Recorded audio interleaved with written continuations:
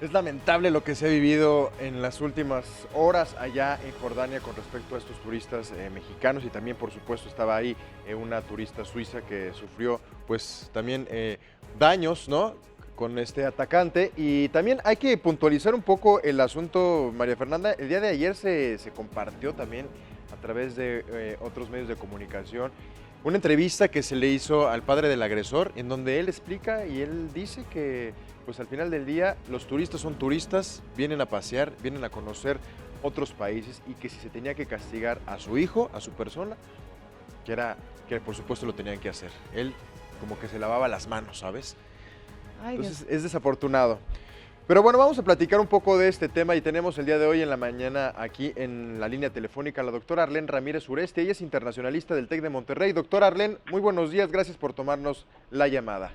Muchas gracias por la invitación, un gusto platicar con ustedes. Buenos días, gracias, bienvenida. Arlén, Muy desafortunado buenos lo días. que sucede allá en Jordania con respecto a, pues, a esta agresión que sufrieron mexicanos y también una persona de origen suizo. ¿Qué es lo que pasó allá en Jordania, doctora? Vamos a ponerlo sobre la mesa. Gracias. Pues mira, por supuesto que es desafortunado, sobre todo si tomamos en cuenta que Jordania particularmente es, por si me permite la expresión, un oasis, ¿no? de paz y de tranquilidad en medio de toda la turbulencia de Medio Oriente. Jordania ha tenido una labor intensísima de poderse mantener al margen de la situación que media en los países de alrededor.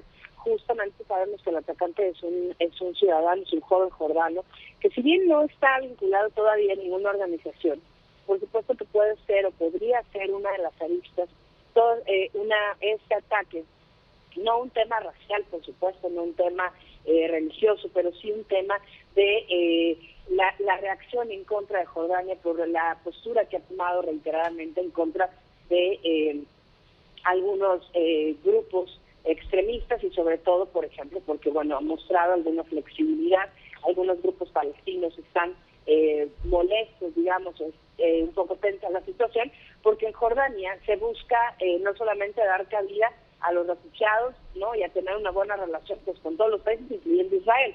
Este podría ser de alguna manera el detonante de la agresión, ¿no? Un acto contra el gobierno que es tolerante ante grupos que no son tolerantes con los palestinos y un poco el dejar, como bien lo decías, en mal a un gobierno que se ha esforzado muchísimo en limpiar la imagen de un país que prácticamente no tiene otra industria mayor que además de la farmacéutica y de la mineral a la turística, ¿no?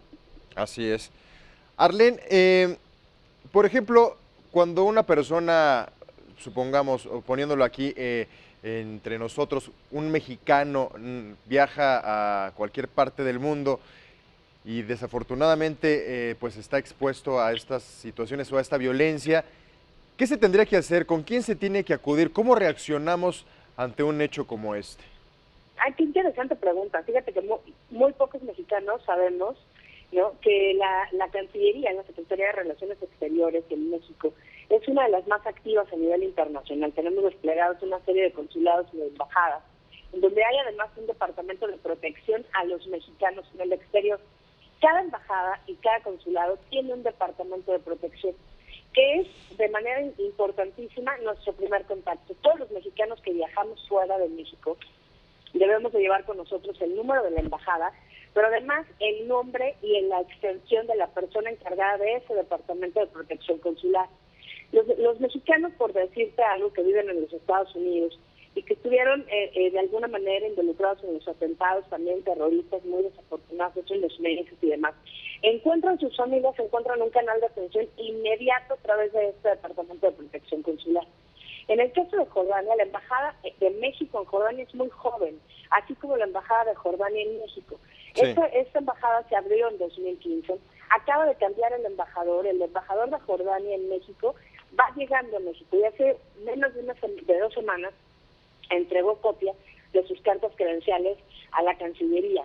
Ujú. Lamentablemente le toca iniciar su gestión resolviendo una crisis no importante como es esta de atención y en Jordania, que también la embajada tiene desde 2015, 4 años, es muy muy joven.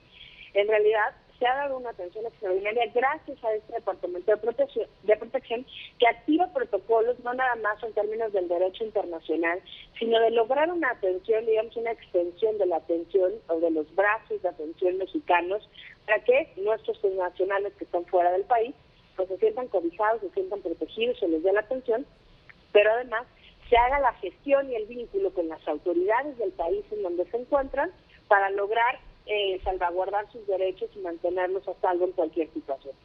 Bueno, y en caso de no recibir este apoyo, ¿a dónde se dirigen las personas que no pertenecen pues a esa nación que están visitando? En este caso, Jordania particularmente, y los países del Medio Oriente, tienen también oficinas de atención a través del Ministerio de Turismo. El Ministerio de Turismo en Jordania tiene la facultad para llamar, por ejemplo, a la policía, al ejército, a los servicios médicos, ¿no? Y es el Departamento de Turismo, bueno, el Ministerio de Turismo de Jordania es uno de los brazos operadores más fuertes para la atención de los visitantes extranjeros. De hecho, hay además todo un despliegue de inteligencia. El terrorismo no se puede predecir, y algo que su auditorio debe saber es que este tipo de atentados, justamente por eso, son actos terroristas. Sean o no acreditados a una organización, son actos terroristas. Y son actos terroristas porque no tienen, para empezar, no van directo contra personas inocentes, buscando un fin, no un fin político, social, personal, pero desestabilizando el Estado. Entonces, al ser atentados abruptos y acciones totalmente inesperadas, lo que tiene que hacerse es activar un protocolo de atención a los ciudadanos extranjeros. Así como en México está el Instituto Nacional de Migración, en algunos países, por ejemplo, como Jordania, como otros de gran tradición turística internacional, lo que se hace es, a través del Ministerio de Turismo, se activan los protocolos para la atención, se buscan las embajadas, se llama, sí o sí la embajada tiene que atender.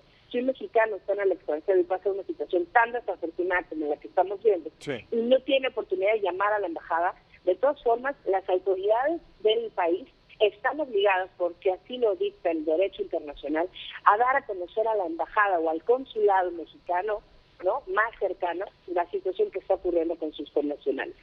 Bueno, en resumen, una persona que piensa o que pretende viajar al extranjero, lo más importante es, por supuesto, conocer, ¿no?, más o menos el lugar a donde van a llegar, es decir, las leyes, los gobiernos, y también cuidar los documentos personales que son muy importantes, como el pasaporte o las visas si se requieren, y también, por supuesto, los teléfonos de atención, y eso no se nos debe de olvidar.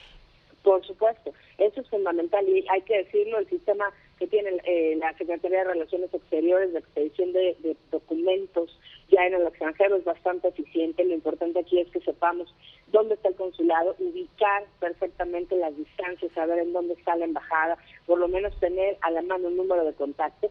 Y aquí en este caso muy particular, pues estar también de cuáles son los números de contacto de las autoridades nacionales. Muy bien, doctora Arlén Ramírez Uresti, internacionalista del TEC de Monterrey. Gracias por tomarnos la llamada esta mañana.